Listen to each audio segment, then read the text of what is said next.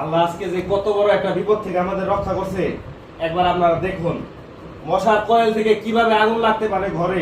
এই পর্দার কাছে যদি এই কয়েলটা থাকতো আজকে আমার ঘর বাড়ি সবকিছু পুড়ে যেত। আমি কয়েল জ্বালিয়ে ঘুমাইছিলাম, কারেন্ট ছিল না। পরে যখন কারেন্ট আসছে ফ্যানের বাতাসে এই সম্পূর্ণ কয়েলটাই আগুন ধরে গেছে। এই মশার কয়েলে আগুন ধরে এই আগুনটা কিভাবে ধরছে আপনারা জাস্ট একটু দেখেন, একটু কাছে এনে দেখাও। এটা থেকে আমার ঘরে যে কোনো জায়গায় আগুন ছড়াই যেতে পারতো, পর্দার মধ্যে আগুন লেগে যেতে পারতো। আপনারা যারা মশার কয়েল ব্যবহার করেন রাতে ঘুমানোর সময় বা দিনে যে কোনো সময়, আপনারা অবশ্যই অনেক বেশি সতর্ক থাকবেন। আমি মনে করছিলাম যে কয়েলদানির ভেতরে কয়েল জ্বালাইলে সেটা অনেক বেশি সেফ, এখান থেকে আগুন ধরার কোনো চান্স নাই, আমি এটা ভাবছিলাম।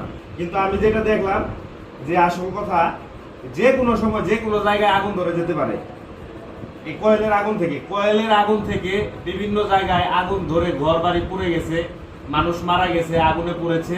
এটা শুধু আমরা শুনছি, কিন্তু নিজের চোখে আমি কখনো এটা দেখি নাই।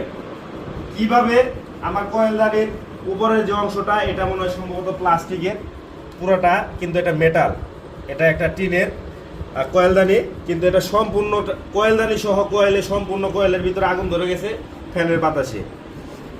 আল্লাহ তাআলা আজকে আমাকে অনেক বড় একটা বিপদ থেকে হেফাজত করছে।